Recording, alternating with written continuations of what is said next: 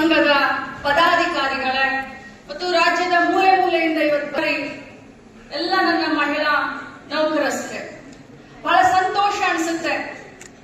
ಮಹಿಳೆ ನಡೆದು ಬಂದಂತ ದಾರಿ, ನಾನು ಭಾಷಣ ಒಂದ್ ಸ್ವಲ್ಪ ಜಾಸ್ತಿ ಮಾಡಬೇಕು ಅಂತ ನನಗೆ ಆಸೆ ಇತ್ತು. ಯಾಕಂದ್ರೆ ನಾವೆಲ್ಲ ಮಹಿಳೆ, ನಮಗೆ ಬೇರೆ ಜಾತಿ ಇಲ್ಲ, ನಮ್ಗೆ ಯಾವ ಪಕ್ಷ ಇಲ್ಲ, ಮಹಿಳಾ ಜಾತಿ ಒಂದೇ. ಮಹಿಳೆಗೆ ಶಕ್ತಿ ತುಂಬಬೇಕನ್ನೋದು ಒಂದೇ ನಮ್ಮೆಲ್ಲರ ಕನಸು, ನಮ್ಮೆಲ್ಲರ ಉದ್ದೇಶ. ಮಹಿಳೆ ಅಂತಂದ್ರೆ ನನಗೆ ಬಹಳಷ್ಟು ಹೆಮ್ಮೆ. ನನಗೆ ಕೆಲವೊಂದು ಸಲ ನನಗೆ ಹೇಳ್ತಾರೆ ಜನ, ನೀನೇನಮ್ಮ ಬರೀ ಮಹಿಳಾ ಪರವಾಗಿದೆಯಾ, ನೀನು ಫೆಮಿನಿಸ್ಟ್ ಅಂತ ಕೇಳ್ತಾರೆ. ಫೆಮಿನಿಸ್ಟ್ ಅಂದ್ರೂ ಕೂಡ ಪರವಾಗಿಲ್ಲ, ಮಹಿಳೆಯರು ಮುಖ್ಯವಾಹಿನಿಗೆ ಬರಬೇಕು. ಮಹಿಳೆ ಸ್ವಚ್ಛಂದವಾದಂತ ಸ್ವತಂತ್ರವಾದಂತ ವಿಚಾರಧಾರೆಗಳನ್ನ ಇಟ್ಕೊಂಡು ಸಮಾಜದಲ್ಲಿ ಬದುಕನ್ನ ಕಟ್ಕೊಳ್ಬೇಕನ್ನುವಂಥದ್ದು ನಮ್ಮ ಉದ್ದೇಶ, ನಮ್ಮ ಸರ್ಕಾರದ ಉದ್ದೇಶ. ನಾನೆಲ್ಲ ನನ್ನ ಮಹಿಳಾ ನೌಕರಸ್ಥರ ಅಕ್ಕ ತಂಗಿಯರಿಗೆ ಹೇಳಲಿಕ್ಕೆ ಬಯಸ್ತೇನೆ, ಸರ್ಕಾರ, ಮಾನ್ಯ ಸಿದ್ದರಾಮಯ್ಯ ಸಾಹೇಬ್ರ ಸರ್ಕಾರ ಇರ್ಬೋದು ಅಥವಾ ನಮ್ಮ ಕಾಂಗ್ರೆಸ್ ಪಕ್ಷದ ಸರ್ಕಾರ ಯಾವಾಗ ಬಂದಿದೆ, ಮಹಿಳಾ ನೌಕರಸ್ಥರಿಗೆ ಮತ್ತು ಮಹಿಳೆಯರನ್ನ ಒಳಗೊಂಡಂತ ಅನೇಕ ಕಾನೂನನ್ನ ಮತ್ತು ಯೋಜನೆಯನ್ನ ತರುವಂತ ಕೆಲಸವನ್ನ ಯಾರಾದ್ರೂ ಮಾಡಿದ್ದಾರೆ ಅಂತ ಹೇಳಿದ್ರೆ ನಾವು ಸ್ವಾಭಿಮಾನಿಗಳು ಗಟ್ಟಿಯಾಗಿ ಹೇಳೋಣ, ಅದು ನಮ್ಮ ಸರ್ಕಾರ, ಸಿದ್ದರಾಮಯ್ಯನವರ ಸರ್ಕಾರ, ಕಾಂಗ್ರೆಸ್ ಸರ್ಕಾರ ಅಂತ ಹೇಳೋಣ. ಒಂದು ವೇಳೆ ನಾವು ನಡೆದಂತ ಇತಿಹಾಸವನ್ನ ನಾವು ಇವತ್ತು ನೆನಪಿಸಿಕೊಳ್ಬೇಕಾಗುತ್ತೆ. ಒಂದು ಕಾಲದಲ್ಲಿ ಸತಿ ಸಹಗಮನ ಪದ್ಧತಿಯಿಂದ ನಾವೆಲ್ಲ ಎದ್ದು ಬಂದಿದ್ದೀವಿ.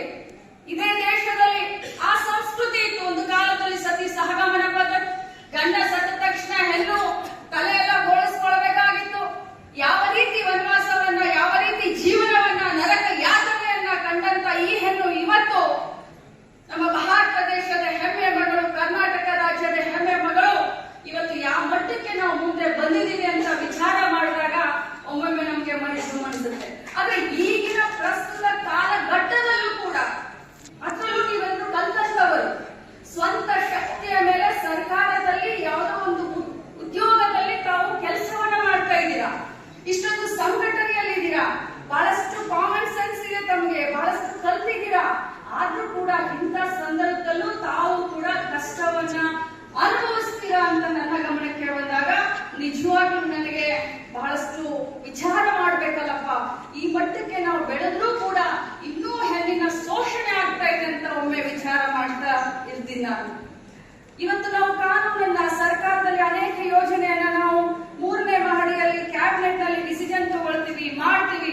ಆದ್ರೆ ಆ ಸರ್ಕಾರಿ ಯೋಜನೆಗಳನ್ನ ಬೇರೆ ಮಟ್ಟಕ್ಕೆ ತೆಗೆದುಕೊಂಡು ಹೋಗಿ ಯಶಸ್ವಿ ಯಾರು ಮಾಡ್ತಾರೆ ಅಂತಂದ್ರೆ ಅದು ನೀವೆಲ್ಲ ಮಾಡ್ತೀರಿ ಅಂತ ಬಹಳಷ್ಟು ಹೆಮ್ಮೆಯಿಂದ ಹೇಳಲಿಕ್ಕೆ ಬಯಸ್ತೇನೆ.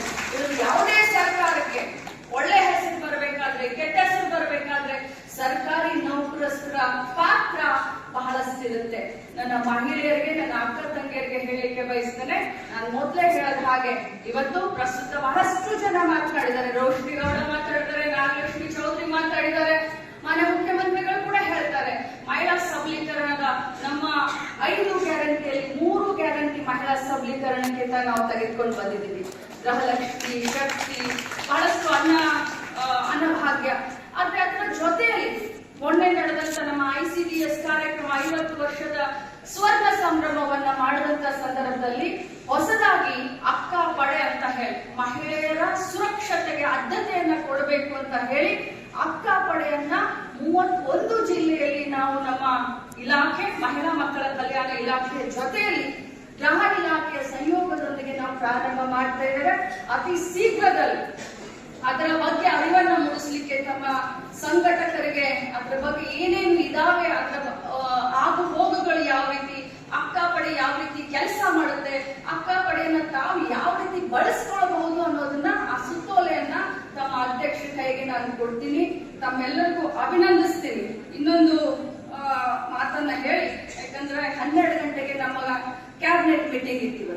ಆದ್ರೆ ಮಾನ್ಯ ಮುಖ್ಯಮಂತ್ರಿಗಳು ನೋಡಿ, ಉಪಮುಖ್ಯಮಂತ್ರಿಗಳು ಡೆಲ್ಲಿಗೆ ಹೋಗಿದ್ರು ಯಾವುದೋ ಒಂದು ಖಾಸಗಿ ಕಾರ್ಯಕ್ರಮದ ನಿಮಿತ್ತ. ಏರ್ಪೋರ್ಟ್ ಇಂದ ಸೀದಾ ನಮ್ಮ ಕಾರ್ಯಕ್ರಮ ಬಂದಿದ್ದಾರೆ ಅಂತಂದ್ರೆ ನಮ್ಮ ಮಹಿಳೆ ಕೊಡುವಂತ ಒಂದು ಮರ್ಯಾದೆ. ಅದರ ಜೊತೆ ಮಾನ್ಯ ಮುಖ್ಯಮಂತ್ರಿಗಳು ಕ್ಯಾಬಿನೆಟ್ಗೆ 5 ನಿಮಿಷ ಹೆಚ್ಚು ಕಡಿಮೆ ಯಾವ್ದಾದ್ರು ಮಂತ್ರಿಗಳು ಬಂದ್ರೆ ವಾಚ್ ಕೊಡ್ಕೊಳ್ತಾರೆ, ನಮ್ಗೆಲ್ಲರಿಗೂ ಕ್ಲಾಸ್ ತಗೊಳ್ತಾರೆ.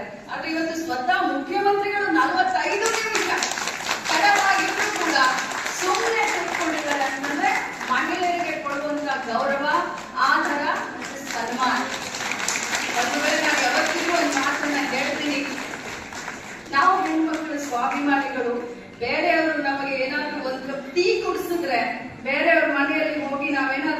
ಚಾ ಕುಡಿದ್ರೆ, ಟೀ ಕುಡಿದ್ರೆ ಅದು ನಮಗೆ ಋಣ ಆಗುತ್ತೆ. ಯಾವಾಗ ನಾವು ಅವ್ರನ್ನ ನಮ್ಮ ಮನೆಗೆ ಕರೆದು ಟೀ ಜೊತೆಯಲ್ಲಿ ಉಪಮಾನ ಕೊಟ್ಟಾಗ ನಮ್ಮ ಋಣ ಕಡಿಮೆ ಆಗುತ್ತೆ ಅಂತ. ಆದ್ರೆ ಇವತ್ತು ಒಂದ್ ಮಾತನ್ನ ಹೇಳಲಿಕ್ಕೆ ಬಯಸ್ತೇನೆ, ಅಲ್ಲಿಂದ ಇಲ್ಲಿಯವರೆಗೆ ಕಾಂಗ್ರೆಸ್ ಪಕ್ಷ ಮಹಿಳೆಯರ ಬಗ್ಗೆ, ಮಹಿಳೆಯರಿಗೋಸ್ಕರ ಇದ್ದಂತ ಸರ್ಕಾರ ಮಾಡ್ತಾ ಇರುವಂತಹ ಯೋಜನೆಗಳು ನಾವು ಕೃತಜ್ಞತೆಯನ್ನು ಸಲ್ಲಿಸಬೇಕು.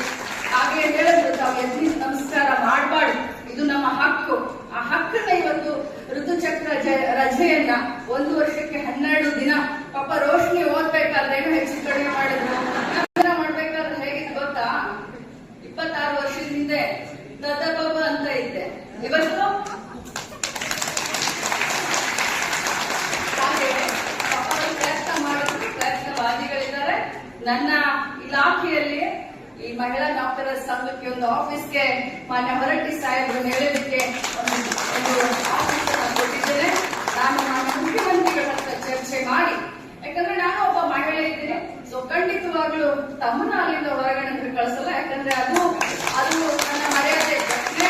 ನಾನು ಯಾವತ್ತೂ ನನ್ನ ಬಿಟ್ಕೊಡೋದಿಲ್ಲ. ಮಾನ್ಯ ಮುಖ್ಯಮಂತ್ರಿಗಳ ಪರ್ಮಿಷನ್ ತೆಗೆದುಕೊಂಡು ಉಪಮುಖ್ಯಮಂತ್ರಿಗಳ ಹತ್ರ ಮಾತನಾಡಿ ತಮಗೆ ಅದನ್ನ ಆಫೀಸನ್ನ ಯಾವ ರೀತಿ ನಾವು ಕೊಡಬಹುದು ಅನ್ನೋದ್ರ ಬಗ್ಗೆ ನಾನು ಗಮನ ಹರಿಸ್ತೀನಿ ಅಂತ ಹೇಳಿ ತಮ್ಮೆಲ್ಲರಿಗೂ ಅಭಿನಂದನೆ ಸಲ್ಲಿಸ್ತೀನಿ. ಕಾನೂನಿನ ಅರಿವು, ತಮ್ಮ ಹಕ್ಕಿನ ಅರಿವನ್ನ ತಾವು ಇಟ್ಕೊಳ್ಬೇಕು. ಅವಾಗ ಬೇರೆಯವರಿಗೆ ಕಾನೂನಿನ ಅರಿವು ಮತ್ತು ಹಕ್ಕಿನ ಅರಿವನ್ನ ಕೊಡ್ಲಿಕ್ಕೆ ಸಾಧ್ಯ. ಸಂವಿಧಾನ ಶಿಲ್ಪಿ ಡಾಕ್ಟರ್ ಅಂಬೇಡ್ಕರ್ ಅವರ ಕಂಡಂತ ಕನಸು ನನಸಾಗಲಿಕ್ಕೆ ಸಾಧ್ಯ ಅಂತ ಹೇಳ್ತಾ ಇನ್ನೊಮ್ಮೆ ತಮ್ಮೆಲ್ಲರಿಗೂ ಅಭಿನಂದಿಸಿ ನನ್ನ ಮಾತು. ಜೈ ಹಿಂದ್, ಜೈ ಕರ್ನಾಟಕ, ಜೈ ಮಹಿಳಾ.